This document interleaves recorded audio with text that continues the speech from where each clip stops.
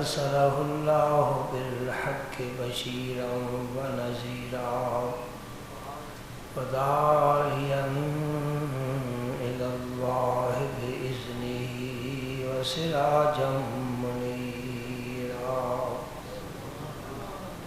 أشهد أنه صلى الله تعالى عليه وسلم بلغ الرسالة ونصح الأمة وكشف الغمة وجلى الظلمة وجاهد في سبيل الله وعبد ربه حتى أتاه اليقين. اللهم صل على سيدنا محمد وعلى آل سيدنا محمد وبارك وسلم عليه.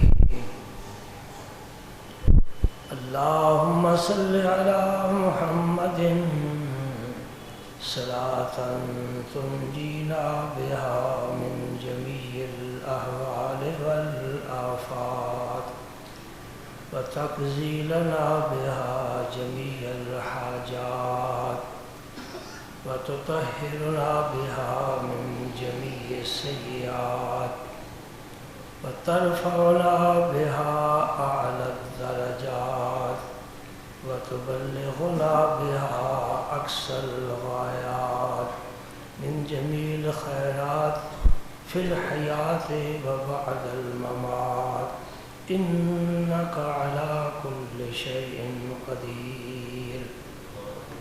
أما بعد فأعوذ بالله من الشيطان الرجيم. بسم الله الرحمن الرحيم. إن الله وملائكته يصلون على النبي يا أيها الذين آمنوا صلوا عليه وسلموا تسليما. الصلاة والسلام عليك يا رسول الله وعلى آلك وأصحابك يا حبيب الله.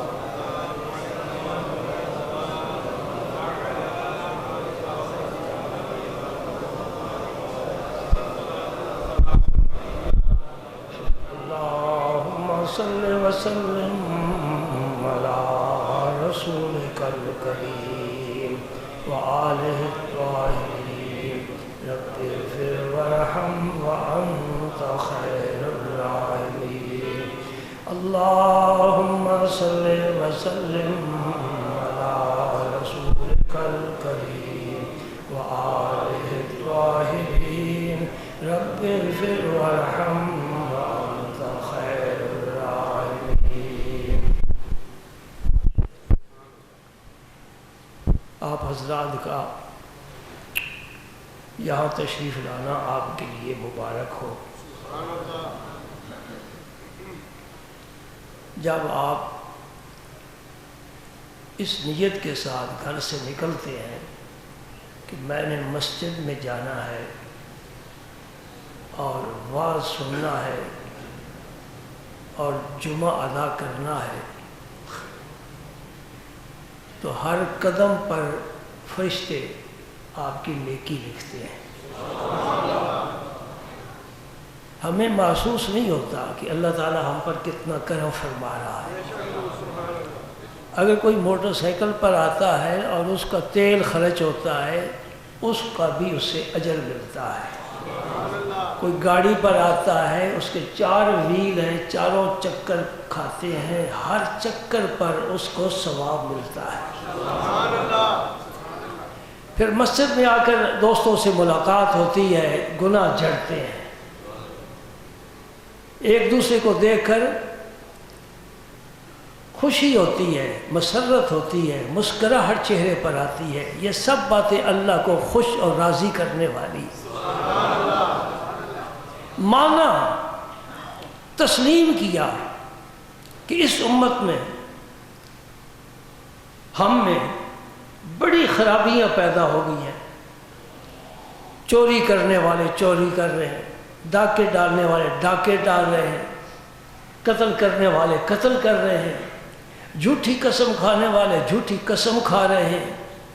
2 نمبر چیز ایک کر کے بیچی جا رہی ہے، ملاوٹ کی جا رہی ہے، دھوکہ مکر فریب، بھائی کے ساتھ اختلاف، بیوی کے ساتھ جھگڑا، ماں کی نافرمانی، بڑی بڑی کوتاہیاں۔ قرآن پاک تلاوت کا موقع نہیں ملتا، نمازوں میں بھی سستی ہو ہی جاتی ہے، خاص طور پر صبح کی نماز میں سستی ہو جاتی ہے نا۔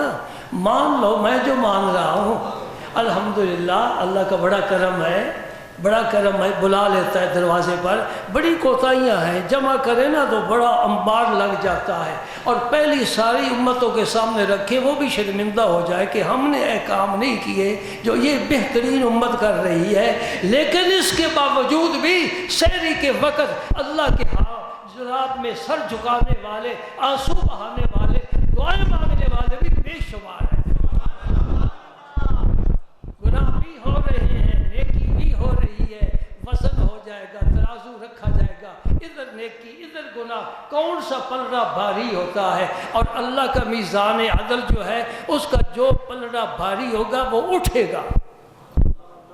ہمارے ترازو کا جو پلڑا بھاری ہو وہ بیٹھتا ہے، اور اللہ کا جو میزان عدل ہے اس کا نیکیوں والا پلڑا بھاری ہوگا تو وہ اٹھ جائے گا، اور گناہ والا پلڑا جھک جائے گا۔ جس کا پلڑا اٹھ جائے گا وہ کامیاب ہو گیا، جس کے دائیں ہاتھ میں نامہ اعمال دیا جائے گا وہ کامیاب ہو گیا۔ اس لیے جب وضو کرتے ہیں اور یہ کونیاں تک پانی بہاتے ہیں، وضو کرتے ہیں، ہاتھ دھوتے ہیں، دعا مانگتے ہیں، اللہم آتنی کتابی بیمینی وحاسبنی حسابا یسیرا، اے اللہ قیامت کے دن میرا نامہ اعمال اس ہاتھ میں دینا اور میرا حساب آسان لینا۔ جب بایاں بازو دھوتے ہیں، اللہم لا توتنی بشمالی ولا من وراء ظہری، نہ پس پشت دینا نہ بائیں ہاتھ میں دینا۔ اور اس سے پہلے چہرہ دھو چکے ہیں، اور جب چہرہ دھوتے ہیں وضو کرتے ہوئے دعا مانگتے، اللہم بید وجہی یوم تبیض وجوہ وتسود وجوہ، اے اللہ جس دن کچھ چہرے سیاہ ہوں گے کچھ سفید ہوں گے، اس اپنے عاجز بندے کا چہرہ بھی نورانی بنا دینا۔ یہ تو 3 دعائیں میں نے بتائی ہیں نا، ہاتھ دھونے سے لے کر پاؤں دھونے کا، اور پھر وضو سے فارغ ہونے کے بعد وہ سب دعائیں پڑھی جاتی ہیں۔ ان 3 دعاؤں کے بارے میں میں آپ سے پوچھتا ہوں، ایک آدمی کی عمر ہے 70 سال، 80 سال، 60 سال تو عام اس امت کی عمر ہے، 60 سال ہی صحیح، اور اس نے 15 سال کی عمر میں نماز شروع کی اور یہ دعائیں پڑھتا رہا، کتنے بن گئے جی؟ کتنے سال بن گئے؟ چلو نہیں حساب آتا گھر جا کے کر لینا۔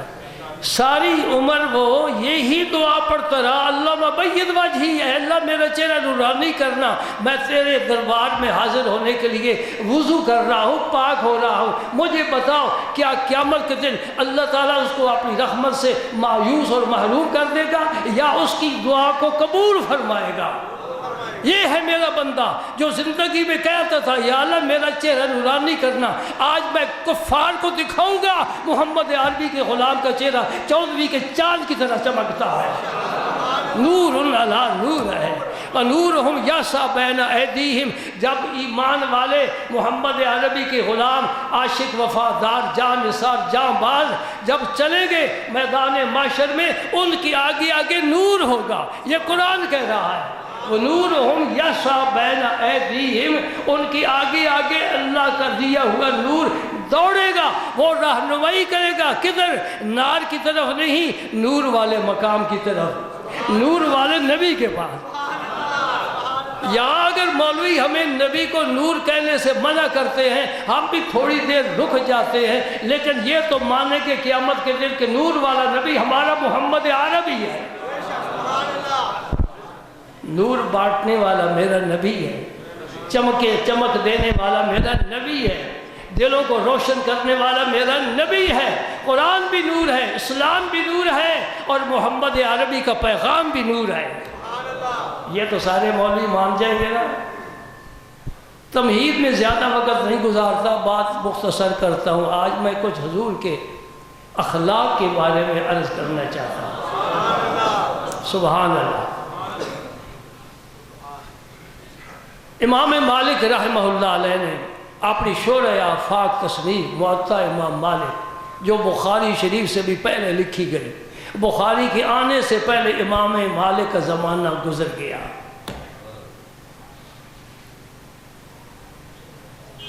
آپ کو پتہ ہونا چاہیے کہ بخاری شریف پہلی حدیث کی کتاب نہیں ہے، امام بخاری کے استاد بھی ہوئے ہیں، مصنف ابن شیبہ، ان کی تصنیف امام بخاری سے بھی پہلے کی ہے، موطا امام مالک اس سے پہلے ہے، مسند امام اعظم اس سے بھی پہلے ہے۔ حدیث کی کتابیں بخاری شریف سے پہلے بھی لکھی گئی ہیں، ان پر بھی ذرا نظر ڈالنا چاہیے نا۔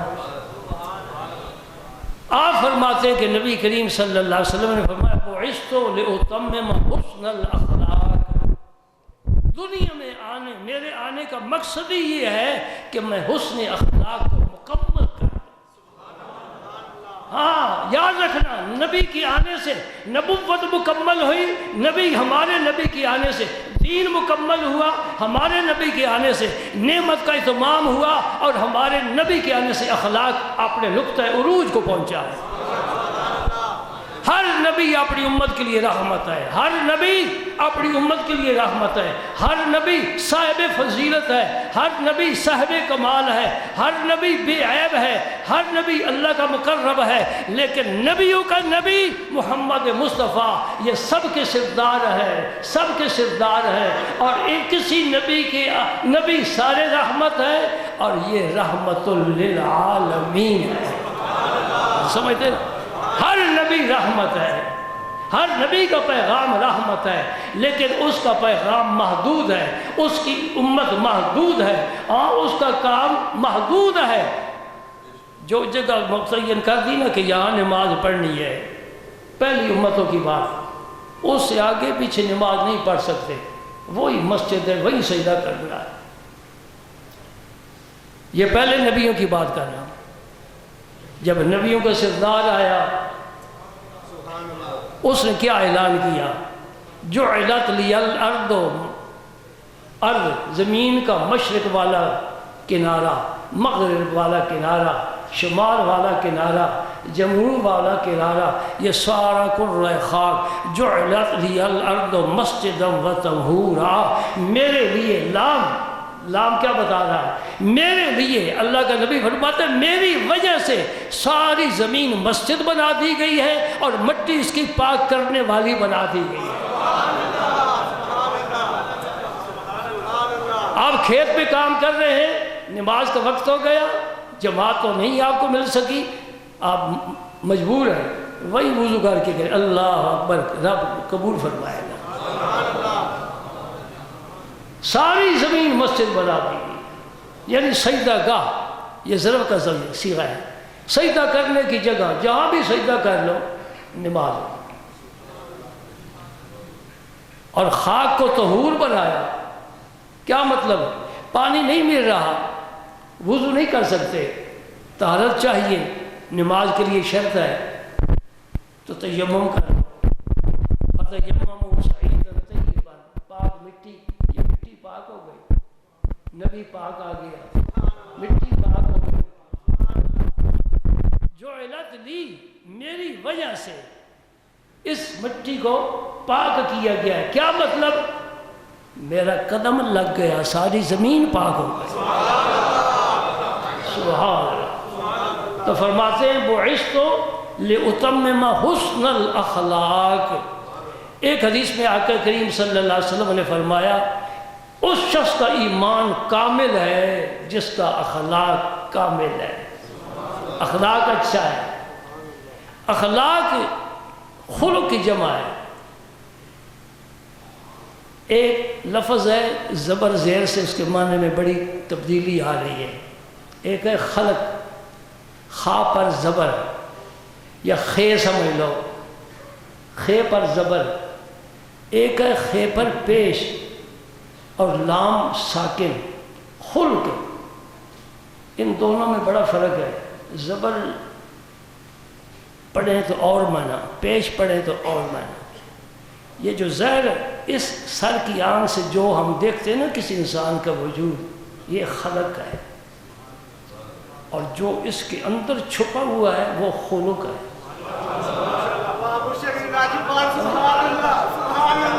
ظاہر خلق ہے، باطن خلق ہے، یوں کو صورت خلق ہے، سیرت خلق ہے۔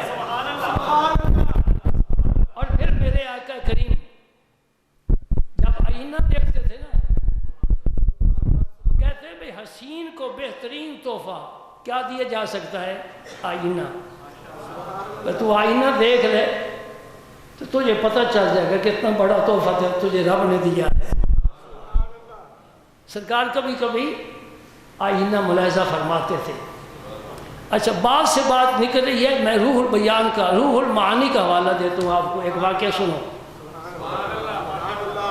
وہ آئینہ کیسا تھا؟ وہ آئینہ آپ کے وصال کے بعد حضور کے ازواج مطہرات میں سے حضرت ام سلمہ کا پاس رہا رضی اللہ تعالی عنہ۔ ایک دن حضرت عبداللہ بن عباس بڑے پریشان ہو گئے، بڑے دکھی ہو گئے، بڑے اداس ہو گئے، سرکار کا چہرہ مدت ہو گئی نہیں دیکھا، خواب میں بھی زیارت نہیں ہوئی، حضرت ام سلمہ کے پاس چلے گئے۔ فرما اماں حضور میں سرکار کے دیدار کرنا چاہتا ہوں، کوئی صورت بتاؤ۔ فرما بیٹا بیٹھو، ابھی صورت پیدا ہو جاتی ہے۔ ام سلمہ وہ آئینہ لے کر آئے اور فرما بیٹا دیکھو اس آئینے کو، اور آئینے میں ہمیشہ اپنی صورت نظر آتی ہے، دوسری کے تو نہیں نظر آتی، لیکن یہ کرامت ہے ام سلمہ کی اور معجزہ ہے میرے نبی کا، امت کے ولی کی کرامت نبی کا معجزہ ہوتا ہے۔ آپ نے جب آئینے کو دیکھا تو سرکار کا چہرہ مبارک نظر آیا۔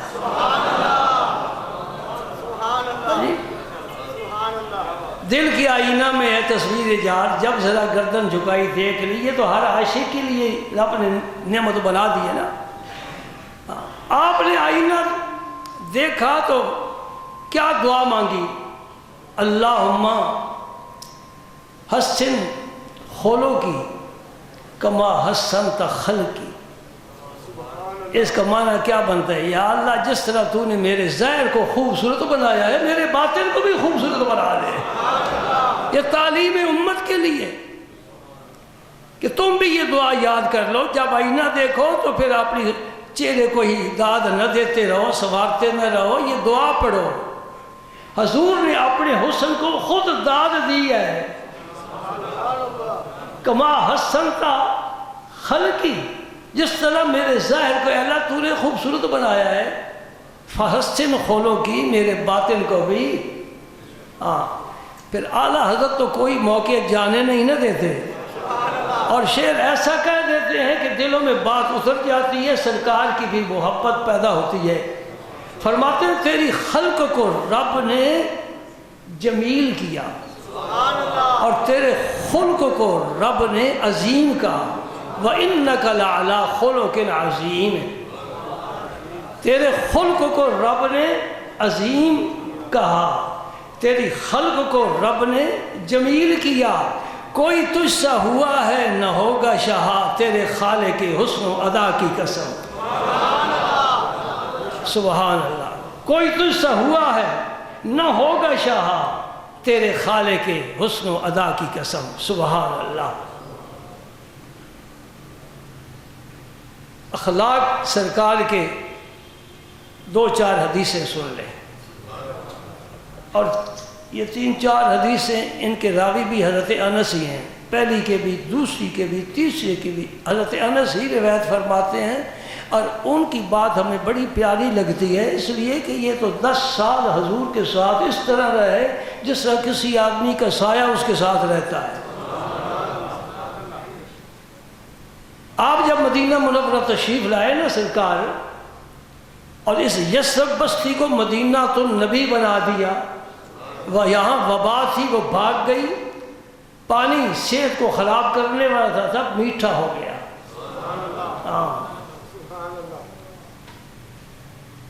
ایک بات سناتا ہوں جہاں تک بڑے بڑے مولویوں کی بھی نظر نہیں پہنچی۔ میرا دعویٰ نہیں ہے کہ میں پہنچ گیا ہوں، نہیں، یہ حضور محبوب الہی کا کرم ہے، انہوں نے پیغام بھیجا ہے۔ اور جس غلام کو نوازے، یہ دہلی سے آئے ہی روایت ہے، آپ ہی سنیں، یہ کسی کتاب میں عام نہیں ملے گی اور مولوی بھی وہاں تک نہیں پہنچ سکتے۔ در کنز قدوری نہیں تو وہاں یافت خدا رہا، آئینہ دل بھی کی کتاب بے عزی نیست، از منطق و از حکمت جز عشق نفع امیدم۔ کاش تم فارسی جانتے ہوتے، تڑپ جاتے۔ کیسے تڑپتے؟ میں نہیں تڑپ رہا، تم کیسے تڑپتے؟ از منطق و از حکمت جز عشق نفع امیدم، چندہ کے نظر کردم شبہ بکتاب اندر۔ معنی اس کا کیا ہے؟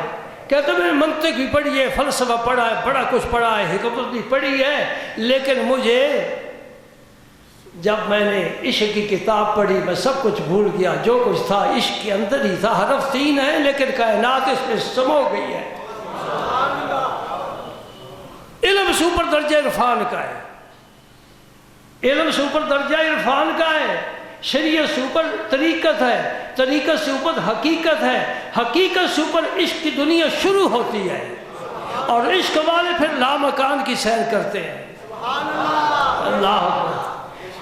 حضور نبی کریم صلی اللہ علیہ وسلم کو پتہ چلا کہ یمن میں ایک چشمہ ہے، تالاب ہے، چشمہ ہے، جو لوگ وہاں پانی پیتے ہیں یا بیمار ہو جاتے ہیں یا مر جاتے ہیں، اس کا زہریلا پانی ہے۔ حضرت معاذ بن جبل رضی اللہ تعالیٰ عنہ کو حضور نے یمن کا گورنر بنا کر بھیجا اور فرمایا یمن میں جانا اور اس چشمے پر جانا اور چشمے کو میرا پیغام دینا کہ رحمت والا نبی مبعوث ہو چکا ہے، تیرے پانی کی تاثیر بدل جانی چاہیے۔ توجہ فرما رہے ہیں؟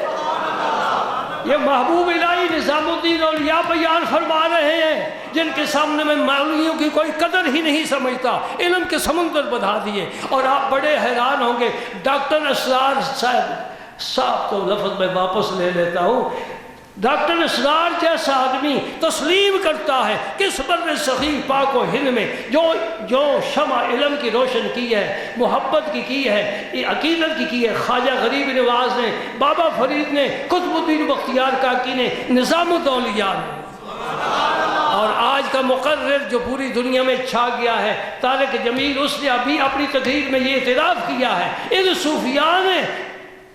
صوفیاء نے ہندوؤں کو کلمہ پڑھایا ہے۔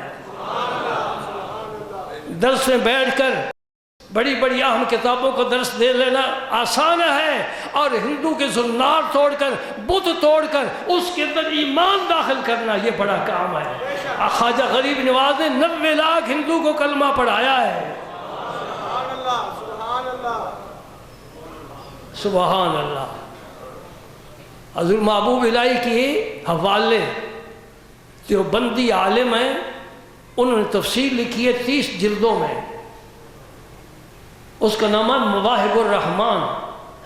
اس نے خواجہ غریب نواز کی ایک کرامت پورے ایک صفحے پر باریک قلم کے ساتھ لکھا ہوا، پورے صفحے پر کرامت لکھی ہے، اور حضور محبوب الہی رضی اللہ تعالیٰ عنہ کے تفسیر میں اقوال لکھے ہیں، اس پائے کہ ہمارے بزرگ ہوئے ہیں۔ یہ الگ بات ہے کہ ہم پیچھے نالائق آ گئے، ہمارے بزرگوں کو کوئی نہیں پہنچ سکا، جتنے مرضی کوئی دارالعلوم بنا رہے۔ سبحان اللہ۔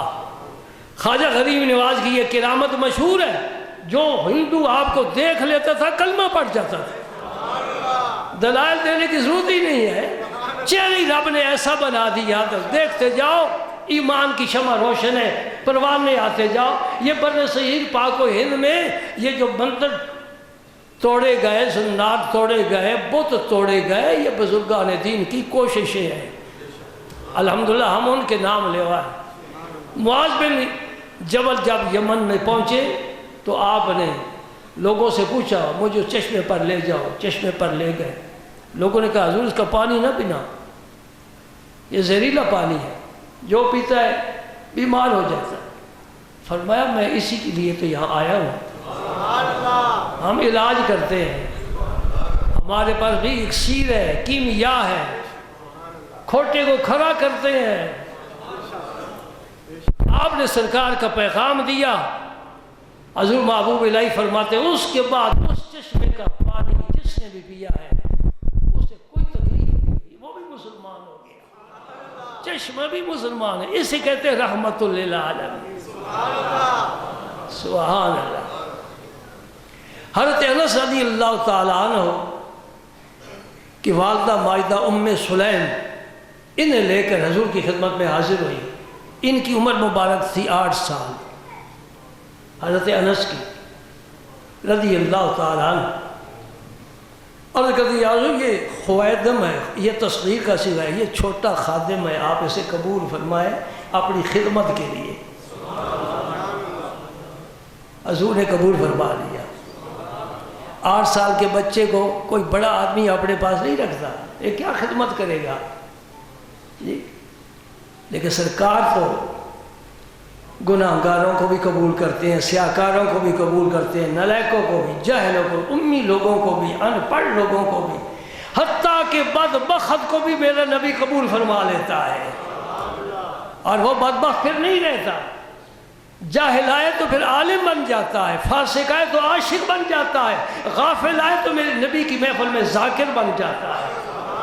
یہ عرب کے بدو تھے جو تہذیب سے ناآشنا تھے، انہیں بات کرنے کا سلیقہ بھی نہیں آتا تھا۔ میرے نبی کی مجلس میں بیٹھے، نہ کتاب ہے، نہ کاغذ قلم ہے، نہ مطالعے کی میز ہے، نہ لائبریری ہے، نہ پیریڈ ہے، نہ پڑھایا جاتا ہے، نہ پڑھا جاتا ہے، نگاہ مصطفیٰ کام کر رہی ہے۔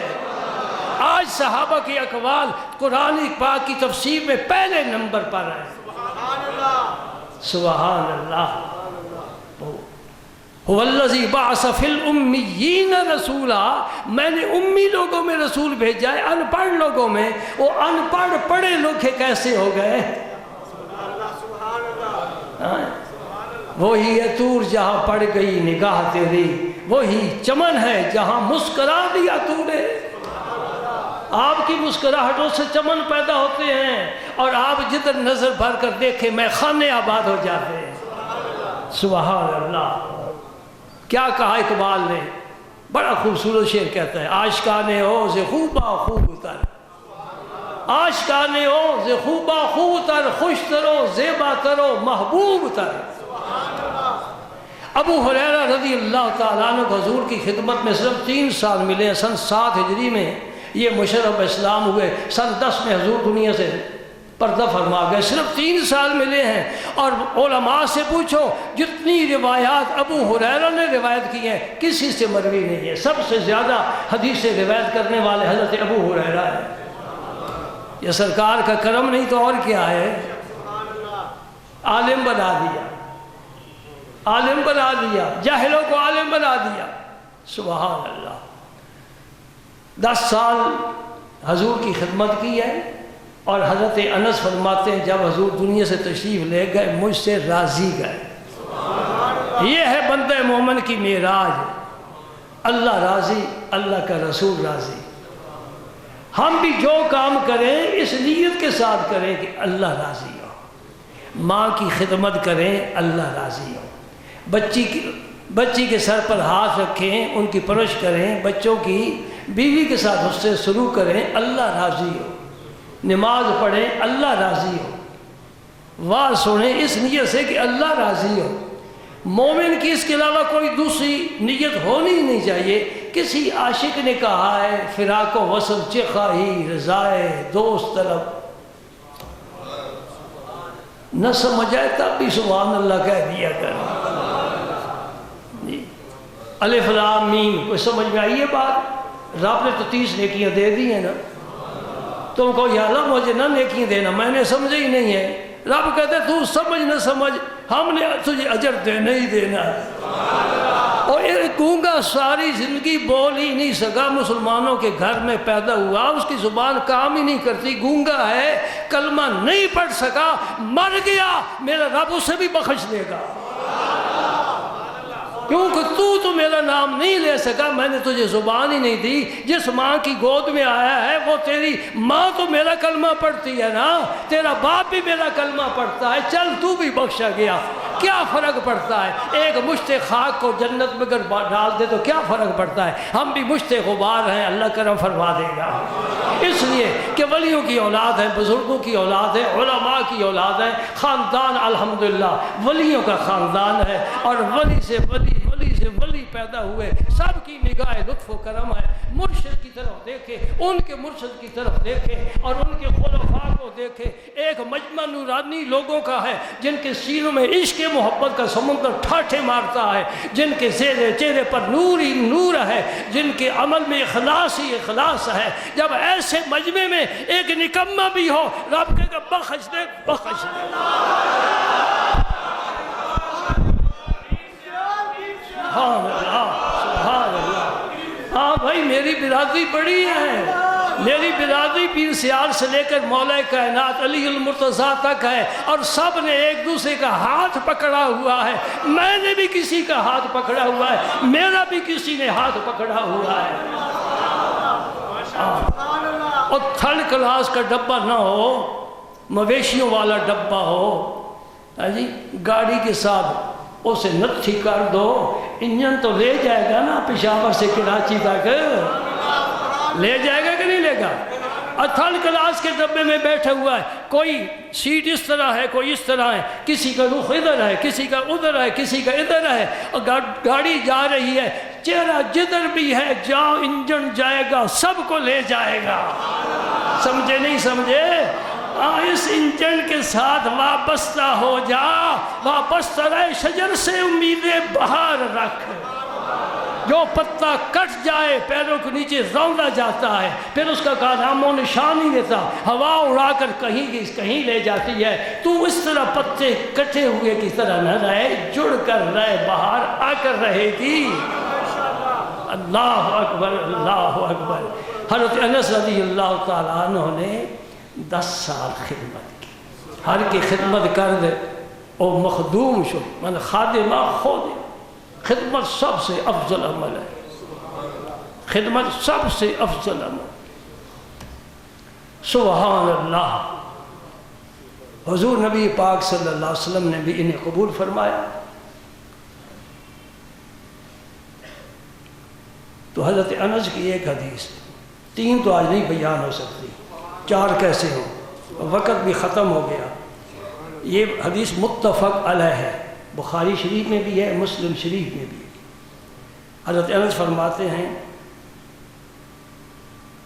کہ نبی پاک صلی اللہ علیہ وسلم کی میں نے 10 سال خدمت کی ہے۔ بچہ ہے نا، بچے سے غلطی بھی تو ہو ہی جاتی ہے۔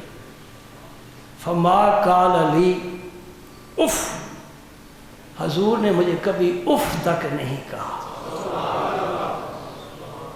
دوستو یہ ہے دین۔ یہ صرف نماز روزہ دین نہیں ہے، وہ تو ہماری ذات کے ساتھ ہے نا، اس کا تعلق معاشرے کے ساتھ ہے، اللہ کے بندوں کے ساتھ۔ باپ بیٹے کو اف نہ کہے، بیٹا والدین کو اف نہ کہے، ولا تقل لہما اف، خبردار والدین کو اف تک نہ کہنا۔ یہ توبیخ کا، زجر کا، جھڑکنے کا کلمہ ہے۔ نا نا، واخفض لہما جناح الذل من الرحمہ، بچھ جا والدین کے سامنے۔ پیر اپنے مرید کو بھی اف نہ کہے،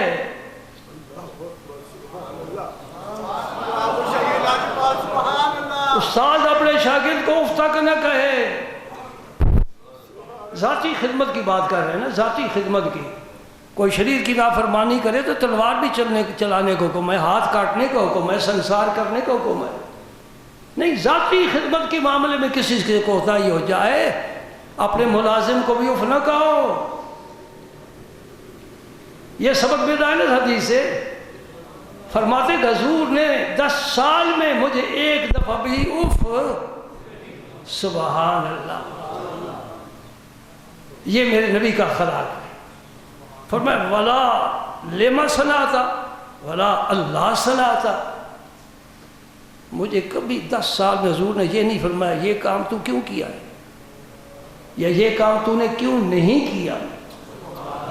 کوئی کام کرنے والا ہوتا ہے تو خادم نہیں کر سکتا، مجھے حضور نے کبھی پوچھا نہیں۔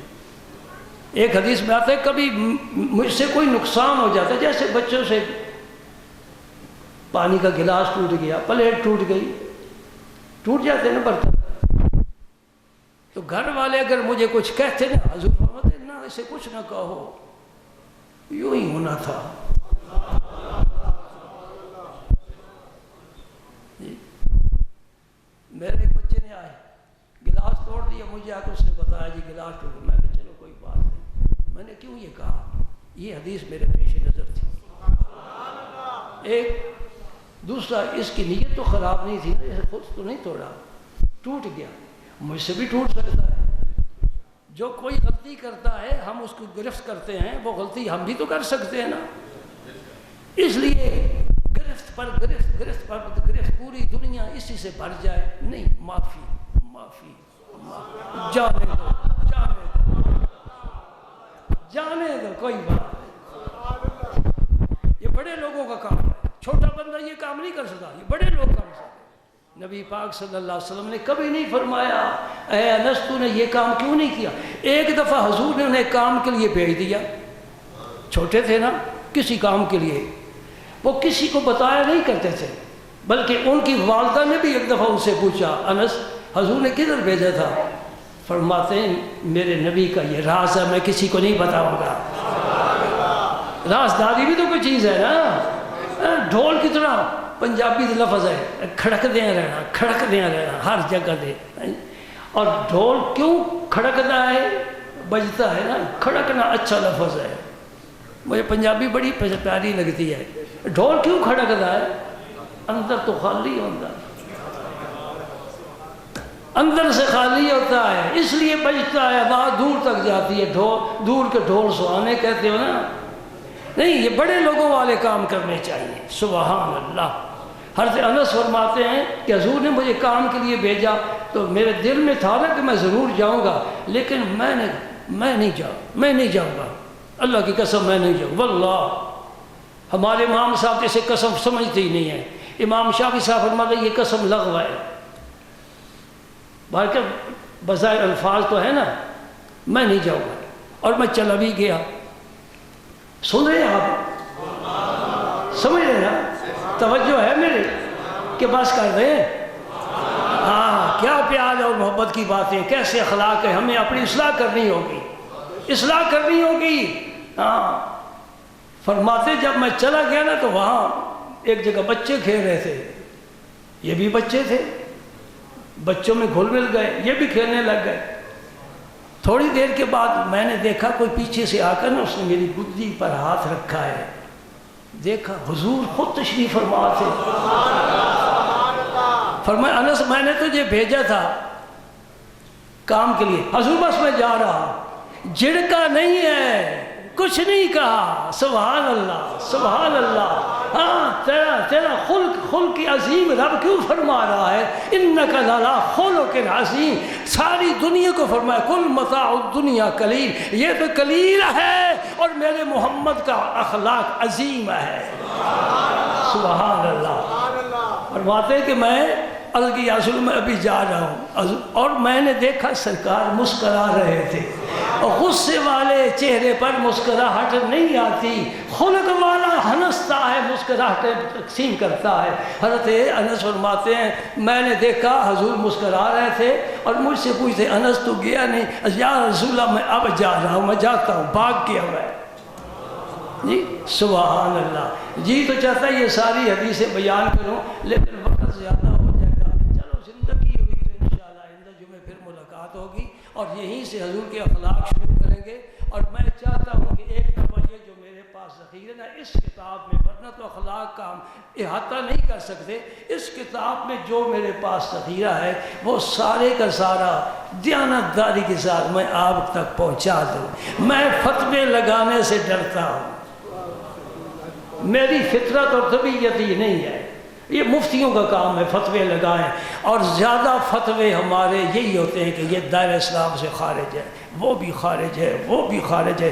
پتہ نہیں وہ دائرہ کہاں ہے، ہمیں تو کبھی نظر نہیں آیا جس سے خارج اور داخل کسی کو نہیں کیا. اور میری بات پر کان دھرو، سنو. علماء نے کسی کو دائرہ اسلام میں داخل نہیں کیا، جو پیدائشی داخل تھے کان سے بغیر ان کو خارج ضرور کیا ہے. ہم نے یہ فن نہیں سیکھا، اس لیے کہ ہمارے بزرگ کیا فرماتے تھے. کسی نے پوچھا نا ایک بزرگ سے، یہ شرابی جو ہے نا، شرابی، اس کا نام ہی لیا جائے یا اسے ہاتھ ملایا جائے تو 40 دن کہتے ہیں ہاتھ پاک نہیں ہوتے. بزرگ نے کہا میرے پاس شرابی آ جائے میں اس کو سینے سے لگا دوں گا. کیوں؟ اس لیے کہ اگر دھوبی کپڑے سے نفرت کرے کپڑا کبھی پاک نہیں ہوگا. میں سینے سے لگاؤں گا، اس کے اندر پاک کر کے چھوڑوں گا. وہ کر بیٹھا ہے. نبی پاک کی خدمت میں جو آتے تھے سارے مشرک آتے تھے، بتوں کی پوجا کرنے والے آتے تھے، شراب پینے والے آتے تھے، بچیوں کو زندہ درگور دفن کرنے والے آتے تھے، اور سود کھانے والے آتے تھے. میرے نبی کے نفرت کرتا کوئی بھی کلمہ نہ پڑھتا. میرے رسول نے سب کو بلایا، آ بھائی آ بھی تو شرابی ہے آ جا، تو زانی ہے آ جا، تو مشرک ہے آ جا، تو قاتل ہے آ جا. میری مجلس سب کی مشترک ہے. میں انشاءاللہ تمہیں آسمان رفعت کا ستارہ بنا کر چھوڑوں گا. اصحابی کا نجوم بے مقتدیتم اہتدیتم. میرے نبی نے پھر اعلان کر دیا ان کی ماضی والی زندگی پر نظر نہ ڈالو، ذرا ان کے اندر جا کر دیکھو. کوثر و سلسبیل کی طہارت اس میں اندر آ گئی ہے. یہ ستارہ ہے جس کے پیچھے لگ جاؤ گے کامیاب ہو جاؤ گے، فتح یاب ہو جاؤ گے. سبحان اللہ، سبحان اللہ، سبحان اللہ، سبحان اللہ. یہ شان ہے میرے نبی کی. حضور کے اخلاق لوگوں کو بتانے چاہیے.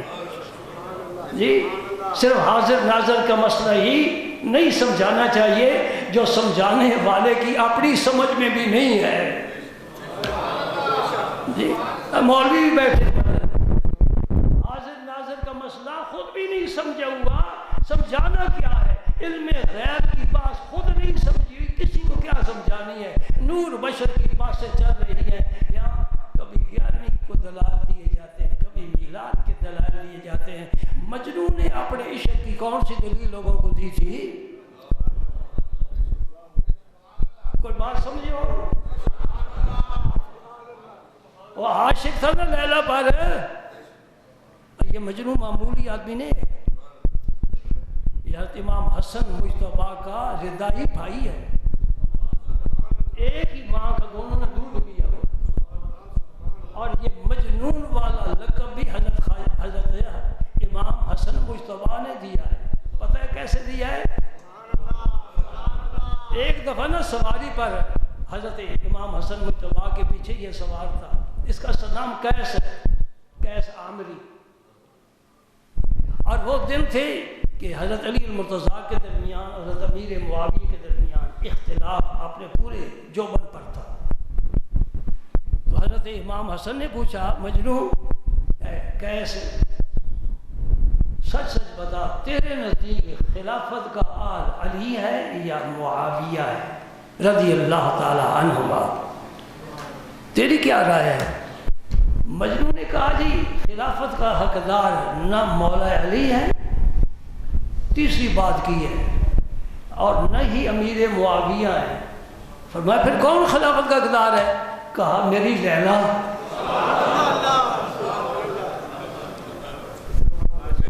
انت مجنون، تو پاگل ہے، پاگلوں والی بات کرتا ہے. عشق والوں کو ہمیشہ لوگ مجنون کہا کرتے ہیں. ان کی دنیا ہی الگ ہے، ان کا جہان ہی الگ ہے. جب لوگ ہنستے ہیں تو یہ روتے ہیں، جب لوگ روتے ہیں تو یہ ہنستے ہیں، جب لوگ سوتے ہیں تو یہ جاگتے ہیں، جب لوگ جاگتے ہیں تو یہ سوتے ہیں. یہ عاشقوں کی بات کر رہا ہوں. اللہ اکبر. ایک ربائی سن لو تو پھر جمعہ پڑھتے ہیں. بخاری شریف کی بہت سی شرح لکھی گئی ہیں، ان میں ایک شرح ہے عینی، علامہ بدر الدین عینی رحمۃ اللہ علیہ نے لکھی ہے.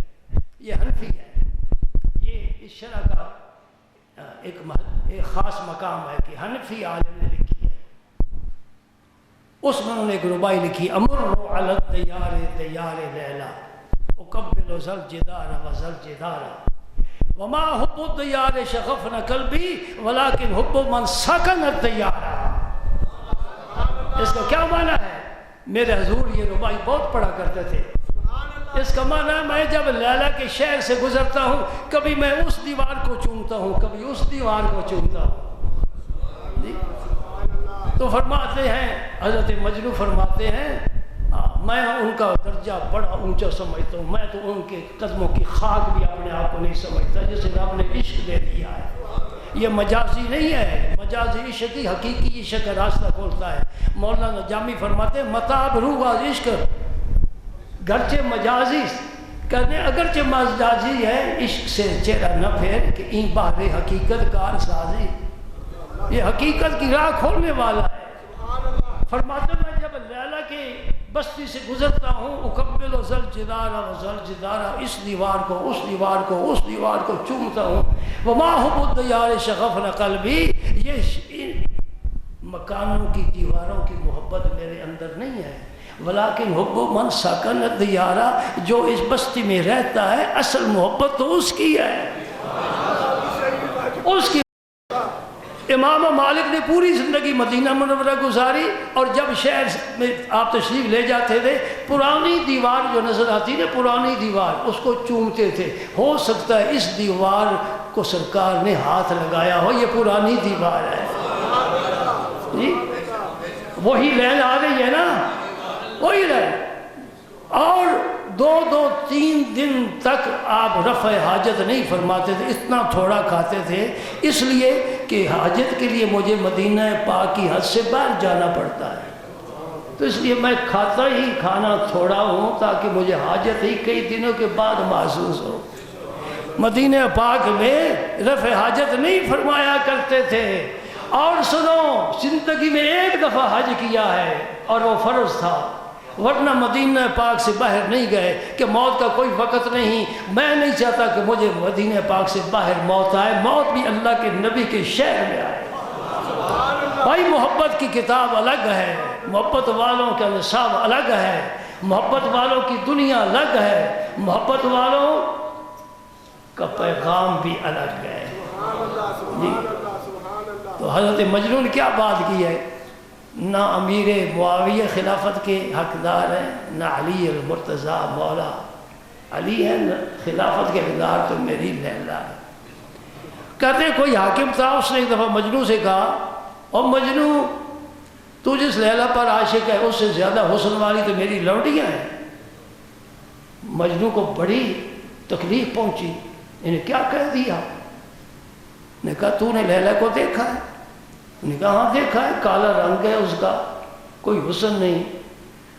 مجنو نے کہا لیلا را بچشم مجنو بایت دی ہے، لیلا کا دکھ نہ ہو تو نظر مجنو کی ہونی چاہیے، محمد عربی کو دیکھنا ہو ابو بکر کی نظر ہونی چاہیے۔ ارے ملا تو کیا سمجھتا ہے نبی پاک کیسے تھے؟ تو نے دیکھا ہے؟ جس نے یوسف کو دیکھا ہے وہ انگلیاں کاٹ رہی ہیں اور کہہ رہی ہیں ما ھذا بشرا ان ھذا الا ملک کریم۔ تو نے میرے نبی کا حسن دیکھا ہی نہیں، حسن یوسف پہ کٹی مصر میں انگشت زنا، سر کٹاتے ہیں تیرے نام پہ مردان عرب۔ وہ یوسف جس کی حسن کی دھوم ساری کائنات میں ہے، کہتے ہیں سب سے بڑے حسین تھے یوسف، اور یوسف جب میرے نبی کو دیکھتا ہے بے پردہ ہوا جب حسن تیرا، یوسف نے کہا ماشاء اللہ، ایک میں ہی نہیں شیدا تیرا ہر پیر و جوان عالم ہے، والشمس ہے رخ زیبا تیرا تو نور فشان عالم ہے، واللیل ہے تیری زلف دتا تو راحت جان عالم ہے۔ سبحان اللہ سبحان اللہ۔ اور جس نے خواب میں دیکھا ہے، بیداری میں نہیں، جس نے خواب میں دیکھا ہے صرف ایک جھلک دیکھی ہے، پورا بھی نہیں دیکھا، ہاں، اور پھر کیا کہتا ہے سبحان اللہ، ما اجملکا ما آسنکا ما اکملکا، اور ولیوں کا بادشاہ ہو کر کہتا ہے کتھے میرے علی، کتھے تیرے، کتھے میرے علی، کتھے تیری ذرا، اللہ محمد